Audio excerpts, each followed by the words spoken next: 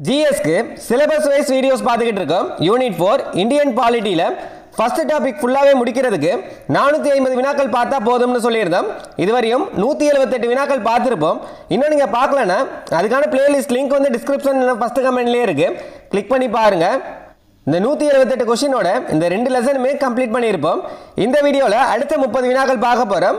12th first lesson இந்திய அரசியலமைப்பு இதுலேருந்து ஸ்டார்ட் ஆகும். ஸோ வீடியோவை கடைசி வரையும் பாருங்கள். இந்த வீடியோ கண்டிப்பாக யூஸ்ஃபுல்லாக இருக்கும். மறக்காமல் ஒரு லைக் பண்ணிட்டு பாருங்கள். வாட்ஸ்அப் குரூப்பில் இன்னும் நீங்கள் ஜாயின் பண்ணிக்கோங்க. அதுக்கான லிங்க்குமே ஃபர்ஸ்ட் கமெண்ட்லேயே இருக்குது, கிளிக் பண்ணி ஜாயின் பண்ணிக்கோங்க. நம்மக்கிட்ட 6th-லேருந்து 12th வரைக்குமான எக்கனாமிக்ஸ் மெட்டீரியல்ஸ் இருக்குது. ஸோ வேணுன்றவங்க மட்டும் டிஸ்கிரிப்ஷனில் வாட்ஸ்அப் நம்பர் இருக்குது, உங்கள் நேம் சொல்லி பொருளாதாரம் அப்படின்னு டெக்ஸ்ட் பண்ணுங்கள், டீட்டெயில் சொல்லுவோம். இப்போ 12th ஃபர்ஸ்ட் லெசன் இந்திய அரசமைப்பு. இதில் ஃபஸ்ட்டே வந்து இந்திய அரசமைப்பின் முகப்புரை கொடுத்துருப்பாங்க. இப்போ இந்த முகப்புரையை வச்சு கொஷின் எடுத்திருக்கோம். 179லேருந்து 187 வரையும் இந்த முகப்புரையில் என்னெல்லாம் கொடுத்துருக்காங்களோ இதை வச்சு நம்ம கொஷின் எடுத்திருக்கோம். என்னென்னு பார்க்கலாம். இந்திய அரசியலமைப்பின் முகப்புரை யாருக்கு அதிகாரம் வழங்குகிறது, யாரால் உருவாக்கப்பட்டது என்பதை உணர்த்தும் தொடக்க வாக்கியம் எது அப்படின்னு கேட்டிருக்காங்க. இந்திய மக்களாகிய நாம் கொடுக்கப்பட்டுள்ள அரசமைப்பு முகப்புரையின்படி இந்திய தேசத்தின் தன்மைகள் எவ்வாறு வரிசைப்படுத்தப்பட்டுள்ளன? எவ்வாறுனா, இறையாண்மை மிக்க சமதர்ம மதச்சார்பற்ற மக்களாட்சி குடியரசு. அரசமைப்பு முகப்புரையில் குடிமக்களுக்கு எத்தனை வகையான நீதிகள் உறுதி செய்யப்பட்டுள்ளது? 3 வகையான நீதிகள் உறுதி செய்யப்பட்டுள்ளது. என்னென்னு பார்த்தீங்கன்னா, சமூக, பொருளாதார மற்றும் அரசியல். அரசமைப்பு முகப்புரையில் குடிமக்களுக்கு எத்தனை வகையான நீதிகள் வந்து உறுதி செய்யப்பட்டுள்ளதுன்னா 3. என்னென்ன? சமூக, பொருளாதாரம் மற்றும் அரசியல். முகப்புரையில் குறிப்பிடப்பட்டுள்ள சுதந்திரமான முறை கீழ்கண்ட எவற்றை குறிக்கிறது?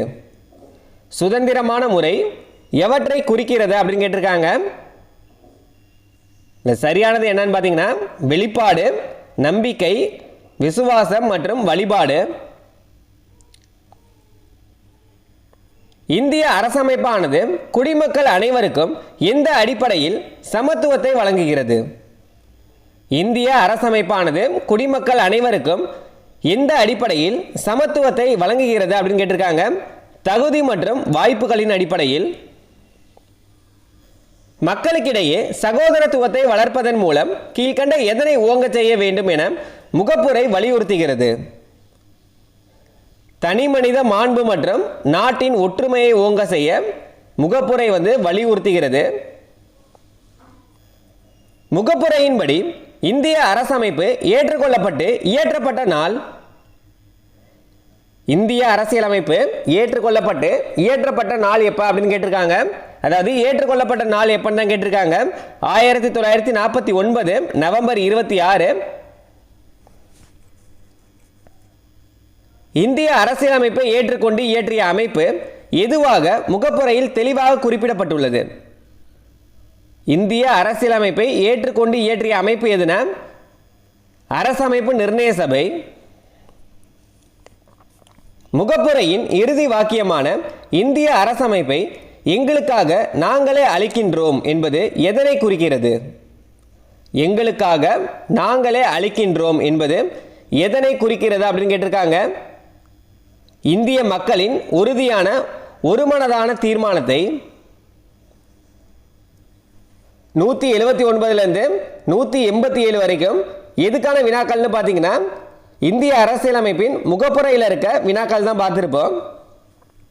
காலனி ஆதிக்க காலத்தில் உருவான நமது தேசிய தன்மை வந்து எவற்றிற்காக போராடி வந்துள்ளது அப்படின்னு கேட்டிருக்காங்க. அரசியல் விடுதலைக்கு, பல்வேறு பகுதிகளின் ஒருங்கிணைப்புக்கு, அரசமைப்பு மயமாதலுக்கு, மக்களாட்சி மயமுக்கு. இதில் 4மே சரியானது தான். ஆப்ஷன் வந்து டி. 1, 2, 3 4மே சரியானது தான். அரசமைப்பு மயமாதல் என்பதன் பொருள். அரசமைப்பு மயமாதல் என்பதன் பொருள் வந்து என்னன்னா சட்டமாதல் அப்படின்றது. பண்பாட்டு வேற்றுமை கொண்ட இந்திய நாட்டின் மக்கள் அனைவரும் ஒருமைப்பாட்டுடன் வாழ கீழ்கண்ட எதனை கொண்டிருப்பது அவசியமாகிறது? பண்பாட்டு வேற்றுமை கொண்ட இந்திய நாட்டின் மக்கள் அனைவரும் ஒருமைப்பாட்டுடன் வாழ கீழ்கண்ட எதனை கொண்டிருப்பது அவசியமானது அப்படின்னு கேட்டிருக்காங்க. குறிப்பிட்ட அடிப்படை விதிகள் மற்றும் ஒழுங்குமுறைகளை கொண்டிருப்பது அவசியமாகிறது. அடிப்படை விதிகள் மற்றும் ஒழுங்குமுறைகள் இல்லை என்றால் கீழ்கண்ட எந்த அமைப்பு நிலைத்திருக்காது. அடிப்படை விதிகளும் ஒழுங்குமுறைகளும் இல்லைன்னா கீழ்கண்ட எந்த அமைப்பு நிலைத்திருக்காது அப்படின்னு கேட்டிருக்காங்க. மக்களாட்சி நிலைத்திருக்காது. காலனிய ஆதிக்க காலத்தில் இந்தியா கீழ்கண்ட எவற்றின் அடிப்படையில் ஆங்கிலேய அரசால் ஆளப்பட்டது? காலனிய ஆதிக்க காலத்தில் இந்தியா கீழ்கண்ட எவற்றின் அடிப்படையில் ஆங்கிலேய அரசால் ஆளப்பட்டது அப்படின்னு கேட்டிருக்காங்க. சாசனங்கள், ஆட்சிக்குழு சட்டங்கள், இந்திய அரசாங்க சட்டம், இது மூணாலையுமே ஆங்கிலேய அரசால் ஆளப்பட்டது. இது மூணுமே முக்கியமானது, அனைத்தும் சரி. காலனிய ஆதிக்க காலத்தில் இந்தியா எவற்றின் அடிப்படையில் ஆங்கிலேய அரசால் ஆளப்பட்டதுன்னா சாசனங்கள், ஆட்சிக்குழு சட்டங்கள், இந்திய அரசாங்க சட்டத்தால் ஆளப்பட்டது. இந்திய அரசமைப்பு உருவாக்கத்தின் போது மைய சட்டமன்றம் எவ்வாறு மாற்றப்பட்டது? அதாவது மத்திய சட்டமன்றம் எவ்வாறு மாற்றப்பட்டது அப்படின்னு கேட்டிருக்காங்க. அரசமைப்பு நிர்ணய சபையாக. இந்திய அரசமைப்பு உருவாக்கத்தின் போது மத்திய சட்டமன்றம் தான் அரசமைப்பு நிர்ணய சபையாக மாற்றப்பட்டது. புதிய அரசமைப்பானது எத்தகைய கூட்டாட்சியை உருவாக்கும் வகையில் முன்மொழிய வேண்டியிருந்தது? புதிய அரசமைப்பானது எத்தகைய கூட்டாட்சியை உருவாக்கும் வகையில் முன்மொழிய வேண்டியிருந்தது?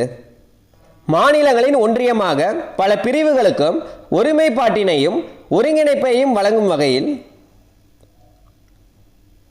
புதிய அரசமைப்பானது எத்தகைய கூட்டாட்சியை உருவாக்கும் வகையில் முன்மொழிய வேண்டியிருந்ததுன்னா மாநிலங்களின் ஒன்றியமாக பல பிரிவுகளுக்கும் ஒருமைப்பாட்டிற்கும் ஒருங்கிணைப்பையும் வழங்கும் வகையில். நாட்டின் அடிப்படை சட்டம் என்று அழைக்கப்படுவது அரசமைப்பு சட்டம் தான் நாட்டின் அடிப்படை சட்டம்.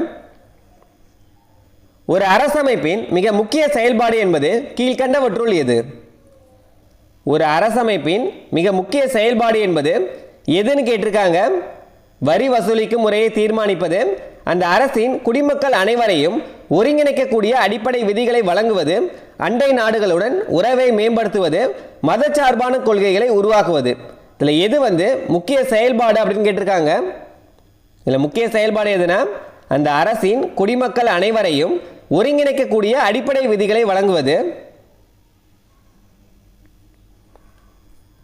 இந்தியாவின் பன்மைத்துவத்துக்கு கீழ்கண்டவற்றுள் எது அவசியமானது?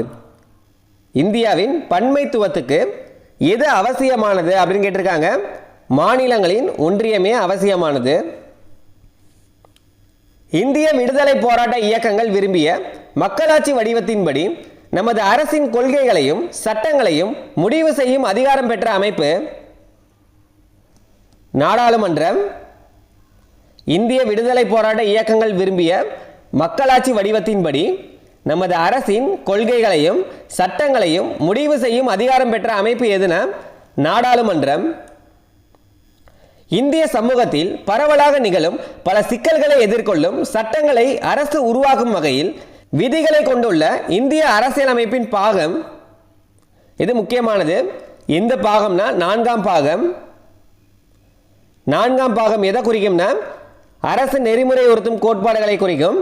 இந்திய சமூகத்தில் பரவலாக நிலவும் பல சிக்கல்களை எதிர்கொள்ளும் சட்டங்களை அரசு உருவாக்கும் வகையில் விதிகளை கொண்டுள்ள இந்திய அரசியலமைப்பின் பாகம் எது அப்படின்னு கேட்டிருக்காங்க. பகுதி எதுனா நான்காம் பகுதி தான். இந்த நான்காம் பகுதி என்னன்னு நமக்கு தெரியும். அரசு நெறிமுறை உறுத்தும் கோட்பாடுகள். ஒரு நாட்டின் மக்களின் அடிப்படை அடையாளங்களை வெளிப்படுத்துவது மற்றும் மத்திய மாநில அரசுகளுக்கிடையேயான உறவை வரையறுப்பது. அரசமைப்பு ஒரு நாட்டின் மக்களின் அடிப்படை அடையாளங்களை வெளிப்படுத்துவது மற்றும் மத்திய மாநில அரசுகளுக்கிடையேயான உறவை வரையறுப்பது எதுனா அரசமைப்பு. உலகின் அரசமைப்புகளில் பெரும்பான்மையானவை எத்தகைய தன்மை கொண்டதாக காணப்படுகிறது? எழுதப்பட்ட ஆவணங்களாக. உலகின் அரசமைப்புகளில் பெரும்பான்மையானவை எத்தகைய தன்மை கொண்டதாக காணப்படுகிறதுனா எழுதப்பட்ட ஆவணங்களாக. கீழ்கண்ட எந்த நாட்டின் அரசமைப்பு ஒரே ஆவணமாக இல்லாமல் ஏராளமான வழக்கங்கள், உடன்பாடுகள் மற்றும் வரலாற்று முன்னுதாரணங்களின் தொகுப்பாக காணப்படுகிறது? இது முக்கியமானது. எந்த நாட்டின் அரசமைப்புனா இங்கிலாந்து நாட்டின் அரசமைப்பு வந்து ஒரே ஆவணமாக இல்லாமல் ஏராளமான வழக்கங்கள், உடன்பாடுகள் மற்றும் வரலாற்று முன்னுதாரணங்களின் தொகுப்பாக காணப்படுகிறது. எந்த நாட்டின் அரசமைப்புனா இங்கிலாந்து நாட்டின் அரசமைப்பு. மதச்சார்பின்மை கோட்பாட்டினை பின்பற்றாத அரசு எவ்வாறு அழைக்கப்படுகிறது? மதச்சார்பின்மை கோட்பாட்டினை பின்பற்றாத அரசு வந்து எவ்வாறு அழைக்கப்படுகிறதுனா மதச்சார்பு அரசுன்னு.